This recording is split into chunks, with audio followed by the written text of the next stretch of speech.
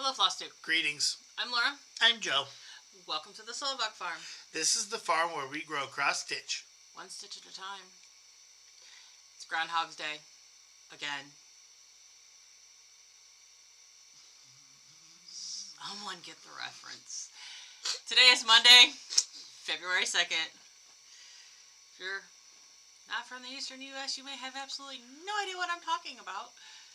Though I think at this point, between the movie and social media, most people know what Groundhog's Day is and the absolute ridiculousness of it, because it doesn't matter what the furry little rodent saw this morning, we're still going to have 6 more weeks of winter. Groundhogs are menaces to society, not meteorologists. But it is February 2nd. It is Groundhog Day.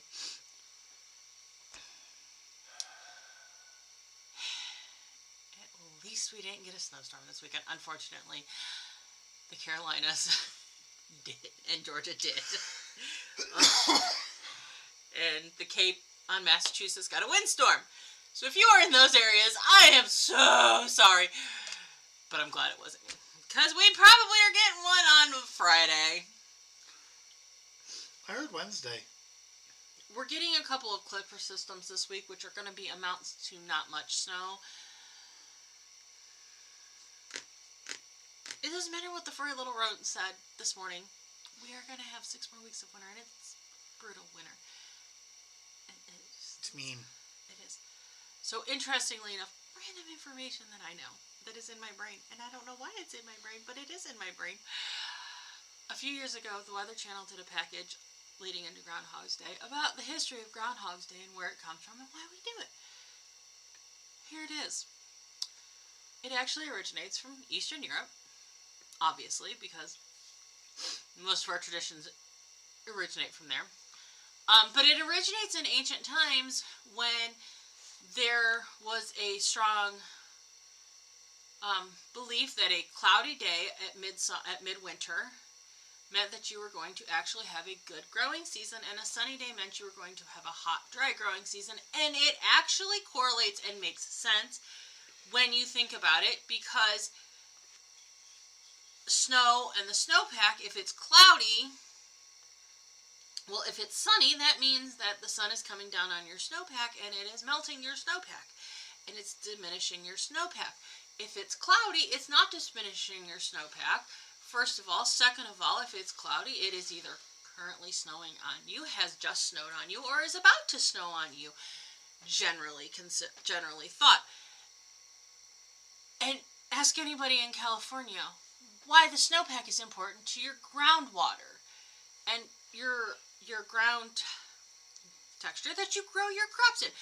So and the rivers level. And water levels in rivers and lakes and streams and reservoirs. And it kind of actually historically makes sense. At some point, yes? You can finish.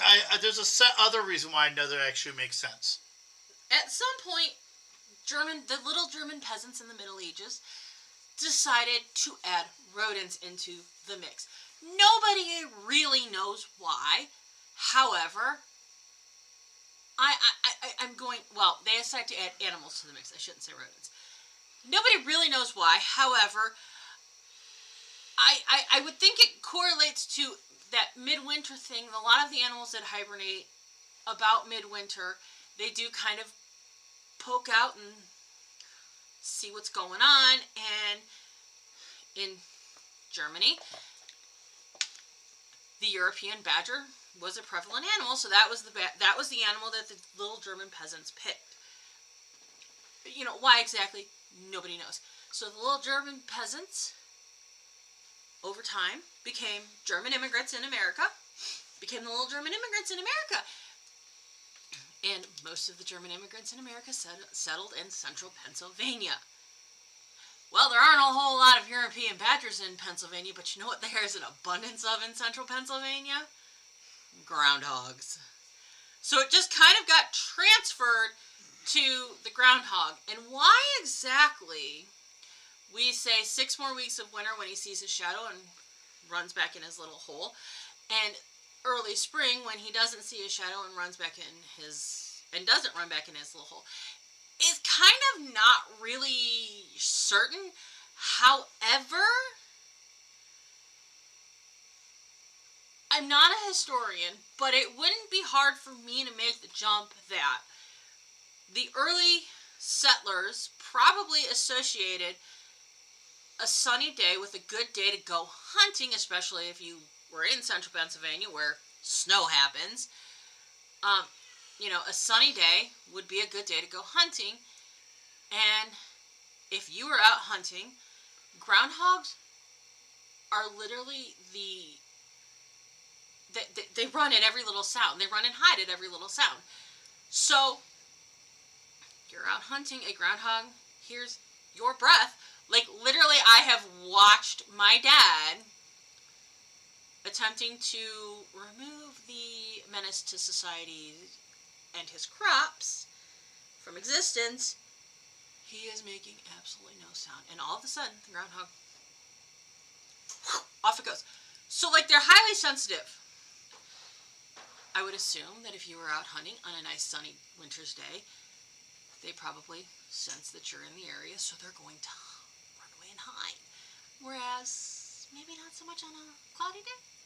That's just my not so researched historical assumption on it. Just knowing how that all works. But that's the history of Groundhog's Day. Yes? There's one other thing about it that I've heard about from Scientific. Bob's.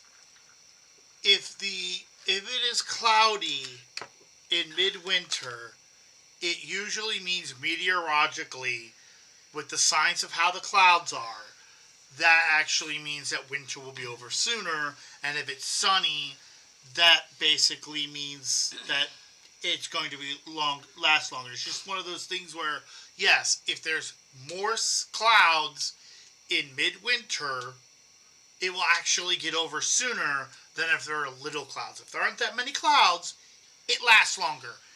And some people believed that it was just a case of they put two and two together. Well, like, I was kind of, like, where the historical roots are, I can definitely tell you they put two and two together. Because, like I said, a cloudy day, your snowpack is better, your snowpack is probably thicker, your snowpack is probably increasing.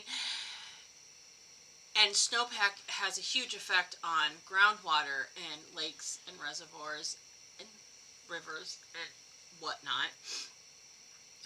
Didn't discount that. So, there's a few things that historically, no, we don't 100% know why, but it comes from the little German peasants. It was something to do when it was butt fracking cold out. Probably more than anything, it was something to do. And at this point in life, it gives a little town in Pennsylvania with about 5,000 people in its population something to do on a cold winter's day and a reason to shoot off fireworks at 7 o'clock in the morning, have a giant party, and bring tourists into their town. I'm not going to give them discredit. I will always say groundhogs are menaces to society. Just don't put your dad in that area. Right. And I know South Carolina has their own groundhog. Ohio has buckeye chuck. I'm pretty sure there's... No. Yes, South Carolina has one. Georgia has one. I'm pretty sure South Carolina has one. Georgia has one. Ohio has one. And guess what? They all were a little different today. It's just... We're going to have 6 more weeks of winter, no matter what, because spring doesn't start for 6 more weeks.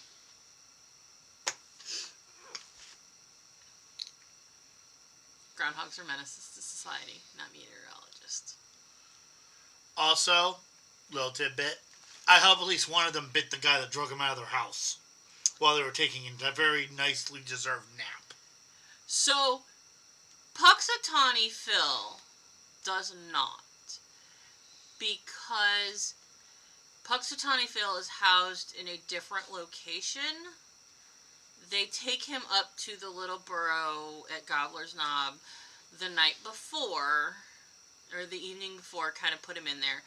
And actually, they make a whole show of making him aware of their presence. And At this point, if you really believe Puxatawny Phil is the original Puxatawny Phil, I'm about to burst your bubble. The groundhog that is the groundhog, Puxatawny Phil, at this point, is so humanized from birth that it just doesn't bother it anymore. And I believe it was Buckeye Chuck that bit somebody a few years ago. I just hope one of them did, because it's like, I'd be mad if somebody woke me up from a nap when I was sleepy when it's really cold out and brought me out into the cold. Yeah, well, the way they do it in Pennsylvania isn't. I've not seen the way they do it anywhere else. The only reason I've seen how they do it in Pennsylvania is because the Weather Channel is there every year, and you know they're they're not like really rude to the poor groundhog about it. Thankfully, they kind of take him out, they hold him up. Hey, here's Phil. Here's Phil. Okay, here he is on the little stump. You know, he kind of sniffs around, and they have 2 scrolls, and they make a show of him picking the scroll, and blah, blah, blah. And then they kind of, after they read the scroll, they kind of pick him up, put him in his little carrier, and take him back to where he is housed. Normally, because they actually do house him in downtown Puxatawny, so that folks visiting, not on Groundhog Day, can see him and Phyllis and the little Phils, because they have a female groundhog. Because, again, if you truly believe that groundhog is 100 and something years old, I have to burst your bubble. If it's 100 something years old, then I actually would believe it has something to do with the weather. Well, it might. Because that's a fake creature at that point. Look, do I think the whole Groundhog's Day stuff is absolutely ridiculous? Yes. Do I find the history of it fascinating? Also, yes. And look, at this point, if it brings you joy, it brings you joy. But don't blame the groundhog for the weather, please. Stop blaming the groundhog for the weather. I will just say this about Americans. We like an excuse to drink and party. Cinco de Mayo, St. Patrick's Day, 4th of July, Tuesday. It's just another reason to go hang out, be social, especially like this time of year. You want to have an excuse to go be social? I mean, because, well, especially like in those areas, you didn't talk to anybody because you're in your house going, screw this crap, screw this crap, screw this crap, right? Screw this crap. And they're probably a little lit, because how else are they supposed to survive in that weather? Oh yeah. There were actually not drunk people in Puxatawny this morning. They kind of make a point of not doing that until later in the day. Oh, no. I would not be surprised if almost every person in that town has an alcohol tolerance where they can drink 1 beer a half hour and be totally sober. I mean, the people that come from all over is kind of fascinating. It is kind of interesting, and Lord knows they have a good time with it. It brings in tourists to their town, so I guess we can't say it's. It brings a national televised organization to their town, who has been talking about them for a week. They made a monster truck that is Puxatawny Phil themed, like a Monster Jam truck. There's a. I just had the position of a giant pulling that thing out by its tires. All the front tires will try to pull itself back into a burrow. So the Monster Jam truck is just green, and it says Puxatawny Phil, whatever they call them, whatever the group of guys that does the whole Puxatawny Phil thing, that club is called the Inner Circle. That's what they call themselves, the Inner Circle. It just says that it's green with just that on it. They did make a little like toy monster truck that looks kind of like a groundhog. I mean, I love you, but unless you want this to be a separate video, we should probably move on. They make money off of it, so I'm not gonna argue with it. I don't have a single goddamn problem with it. I think it's funny as hell, but I hope the heck if you do it the wrong way, that rodent bites you. Yeah.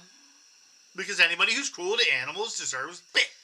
Just don't blame the groundhog when the weather doesn't go the way you want it to. That's all I'm saying. That's all I'm saying. don't blame the weather guy either. Actually, okay, so, and something else that's really kind of funny. It's cracked me up this year. I have not said it. But a lot of people on social media this year have been posting jokes about if the groundhog doesn't tell me early spring, it's going on the grill or it's going in the crock pot or whatever. Back in the day when they would originally started all of this, they were hunting. Guess what they would do with the groundhog afterwards? There you go. And if you didn't think they were going to eat it, oh, you sweet summer child. Okay. Let's move on. Hopefully you all had a wonderful week. Hopefully if you got buried in snow, you were digging out and unburied and survived snowpocalypse in the Carolinas and Georgia. I know North Carolina had Jim Cantori was in Duck, North Carolina and was getting absolutely pelted. And at one point he said, this is like a hurricane but with snow. It sucks. That just sounds horrid. That sounds horrible. Well, and it kind of was. They had the other morning guy, Jordan, in Myrtle Beach, South Carolina, and actually it was kind of funny because between their live setups yesterday, he actually went out and surfed in the Atlantic because the water was perfect surfing conditions, and he put on his dry suit and went surfing. I mean... You do that when there are hurricanes offshore. No. Oh, my God. Offshore by a good amount, okay? Well, yeah. At least, okay, in New Jersey, the only time they had anything that was considered good surf, a few hundred miles off the coast is where a hurricane was. There are people who will surf the Great Lakes this time of year. There are also people who smash their heads in the walls. Can't surf at Lake Erie right now because it's 90% covered in ice. Well, you could, but it would be a very interesting way to do it. Well, yeah. Get a four-wheeler and a rope. Yeah. Why don't we shout out our commenters and move this train along? Bridget, Andrea, Ann, Janet, Tamara. Thank you all so much for commenting. We appreciate you watching our videos. I hope you don't mind my little dissertation on the history of Groundhog Day. I'm a history nerd. It's what I do. I nerd out about certain history things. There you go. It is what it is. And it ain't what it ain't. I love my little history nerd. I love you, too. You have no whippage because you've been playing video games. I've been building with cubes, not squares. Sorry. Playing a Minecraft mod pack. You've been playing computer Legos. Yep. Because that's what Minecraft is. It's computer Legos. Computer Legos with random things that come by and blow you up. Yeah. Alright, well, let's go to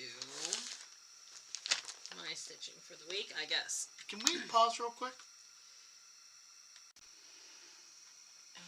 Okay, so I did Weird Holiday Week, Daily 30 Weird Holiday Week. My Sal prompt was the March Star Touch Meadow Block. And I did build a challenge on this, so I did 607 stitches on it. Which was all down in here. That is on 16 count white Ada. I think you can see the bottom now. Ugh. Yes. I need longer arms.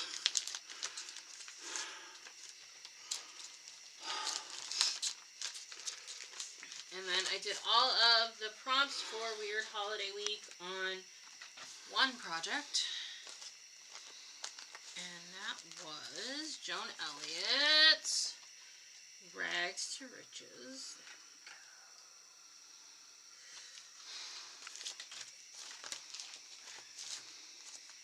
And this is on 14 count Blanket. Oak Weavers. It's called Precious Metal. And I did all so the window, so the rag side of the window is mostly done with the exception of the Krynic and the beads because I don't have the Krynics. I put this part of the window in twice. Don't ask because I can't count. And then I worked on her skirting. So, and I put the window in on purpose so that I could measure from the window to the edge of the fabric to make sure I had enough for Rich's side of Cinderella. I do, and I actually have a pretty decent amount for border left. No, you just didn't cut over here. No, she is not set. I don't have a full, 3-inch border over here, I don't think. She's far from center, but it works. It's fine. She will fit. She will have plenty of room. I don't know what I did. Because I think I need, 8 just over 8.5 inches for the Rich's side from the window. And I measured 9 inches, and I had plenty. I didn't measure how much extra I actually had, but I'm like, oh, there's a couple of inches extra, so we're good. We are good. And I did a total of 1,926 stitches on that. I used it for my whip that is opposite of my smallest whip. I did build a challenge on all of these. Something that is fragile. Her tiara is fragile. An activity that you can do at home during the cold winter months, cleaning. Not the funnest activity, but you can do it. And then a whip of choice, and tell us about your favorite dinosaur, what dinosaur you would draw. And then for the weekend, I decided to just kick back and work on an Olympics project because I know the weekend of Valentine's Day is going to be absolutely crazy, so stitching time is either going to be minimal or nothing. So, I pulled out European Town to stitch on. I finished the Olympics 4 that I was on. Got all of Olympics 5 because it was only 50 stitches. And I have some on Olympic 6. I don't know exactly how many stitches I have on this. Because I have yet to finish counting. I've yet to finish actually counting what I was working on. I was struggling with my stitchy bug yesterday. So, I know it's hard to see what I worked on. This is on a 14 count Ada. That was the kit because it's a stamped kit. I worked on this brown here. Around this window, I think that's a door. That's the porch. I worked on roof here and here. So I know it's a little bit hard to kind of... Looking for the... Actually, is that the bumps? Yeah, it's bumps, right? Yeah. When I put the start photo next to the end product, you can see where the stitches are. And yes, I used my big cable ties to hold it together, and it works! So I'm not going to complain about it. Woohoo! I realized as I was halfway through stitching this, I think I oriented the hoop this way the last time I worked on it, because it was a little tight over here, but again, it worked. Yeah. My stitching yesterday was weird. Okay. And then I also I did some diamond painting this week. I finished up the little row that I was on, the little row section that I was on this. This is a cowboy boot. I don't have a before picture of this. These white sheets are release paper, or what's called release paper from Amazon. They're kind of like wax paper. It's not exactly wax paper. But it's better than that plastic film that comes over them. So, the next time I work on this, I will be working on, there's a short row here, because I used the release paper and worked my way kind of up. So there's like a short row here, and then there's more of the full size of the release paper, the next 2 rows. I also made a cute little keychain. That's a lemon. Of course you can't see it because it's too bright.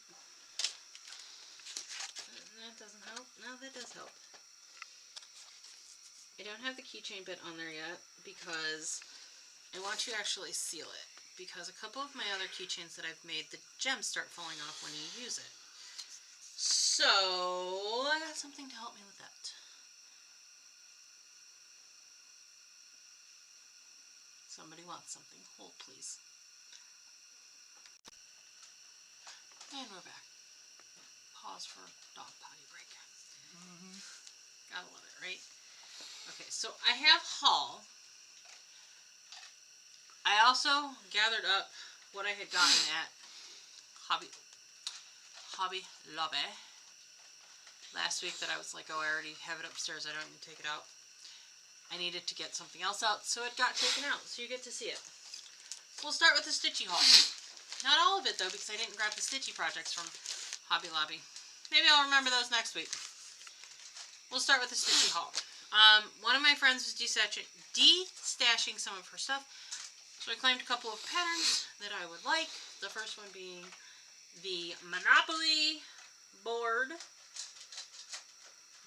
If you stitch this on the correct size, it makes a 2-scale Monopoly game board, playable game board. I do not know what the correct size fabric is at the moment.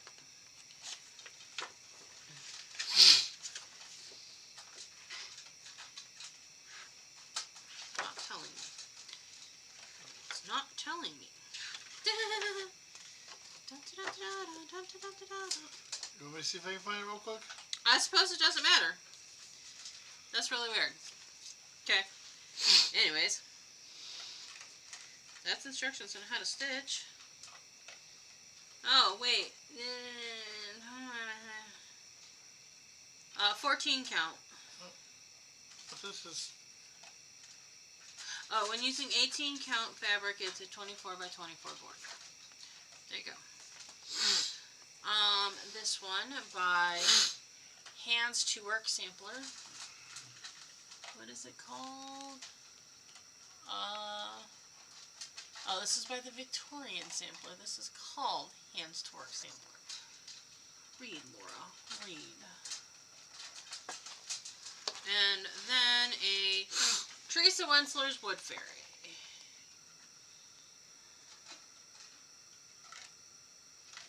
About as unglary as I can get it. So I got those lovely charts from my friend. And like I said, I forgot the little cross-stitch kits that I mean, you're going to get to see them eventually because... Go on, stitch them. That's a sweat. Thank you. I am going to stitch them because they're cute. I got my Annie Addicts Card of the Month kit. Birthday cards. Celebrate you. I should probably bust one of those out for my dad's birthday. I didn't make my own card. I totally forgot to give my dad his... Well, I couldn't give my dad his birthday present last week because of the weather. And then I totally forgot to take it with us yesterday when we went over there. Dork. So. And then I got some really cute diamond painting kits from Hobby Lobby. And I will say that I am quite thoroughly enjoying Hobby Lobby's diamond painting kits the last year or so because Hobby Lobby has started kind of making diamond painting kits that give you a finished product. So, like this little guy, the little Highland cow. How cute is it? It's got little plastic things in it that you stick on the bottom, and it stands up and makes a little figure. This is a citrus slice.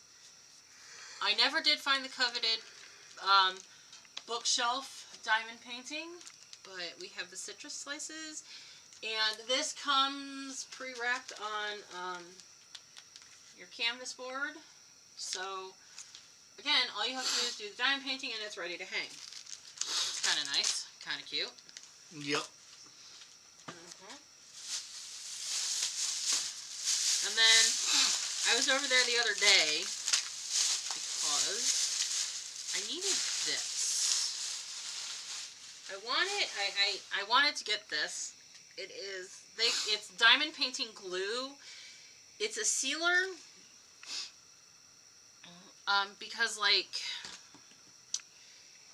I was showing with that lemon keychain, the diamonds fall off after use. So I was hoping maybe for something like that I could use this and see, make sure it doesn't fall apart. And I was just kind of curious how liking to Mod Podge this is. It does have a sponge applicator on the top. That may be an advantage. What? Why don't you just use a quick spray of clear coat spray paint? Because it won't hold it. I thought that would form a protective No, seal. it will not keep it sealed. It will not keep it on there. Uh-huh. So we'll see. This could very much be like your basic Mod Podge, which it is. You can buy a small bottle of Mod Podge from the Dollar Tree. And then I also picked up this absolutely adorable wind chime kit. It makes 3 little mini wind chimes. One's a butterfly, one's a dragonfly, one's a little bird. These will not go outside. They will go somewhere inside. I do like to open windows during the warmer weather. And because we have a cat, we open the windows top down. So these will these will actually end up hung from a curtain rod. So they will kind of jingle in the... So that's all.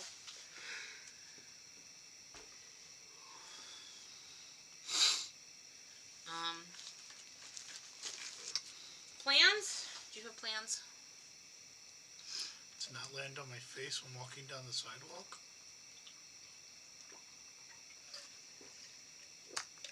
Right. I'll go play my video game. Yeah, I don't even know if I have enough time for that because I got busy stuff this week too. I'm gonna be busier than one-legged man in a butt kicking contest this week.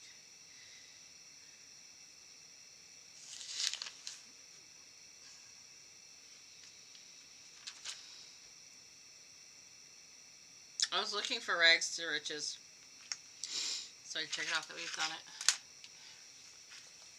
I am going to be a little bit busy this week. I know you're going to be busier than me. It doesn't change. Like, I'm going to be busy. Right. Mine's more work and kicking my butt, and I'm not going to have the energy when I get home. All of a sudden, I am kind of busy this week. I mean, it's nothing big, but it's it's kind of little stuff.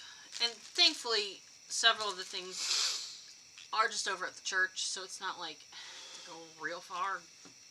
But all right, let's do plans. Year of the Horse. Chinese idea. Because Chinese New Year is on... It doesn't tell me when exactly Chinese New Year's is. Well, okay. Chinese New Year. It's coming up. I know that. I know it's sometime in February. So, prompts are stitch on a whip that requires perseverance and explain why. Stitch on a whip you consider to be successful and explain why. Stitch on a whip containing a horse or an article of clothing. The lucky colors associated with the Year of the Horse for 2026 are yellow, red, green, and purple.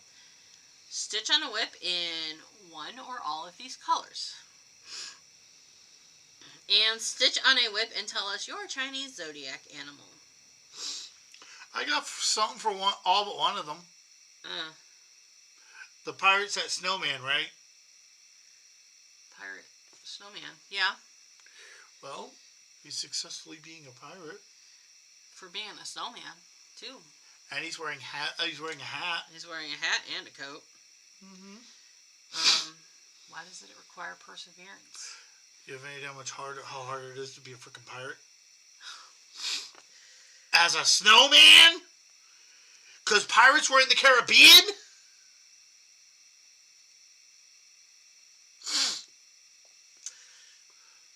He's not wrong. I mean, seriously, it's Olaf's big brother. He likes summer and warm hugs, too. He just walks away with your wallet when he does it. Right. Well, that's that. It's been a little bit of a long video because of my dissertation on Groundhog Day and a significant amount of haul.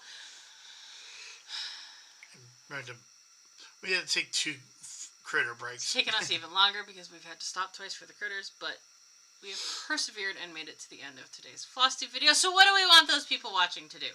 Please like, comment, subscribe, bell thing, all the YouTube, please, thank you. Thank you so much for watching our video today. We hope you enjoyed yourself. We hope you were entertained.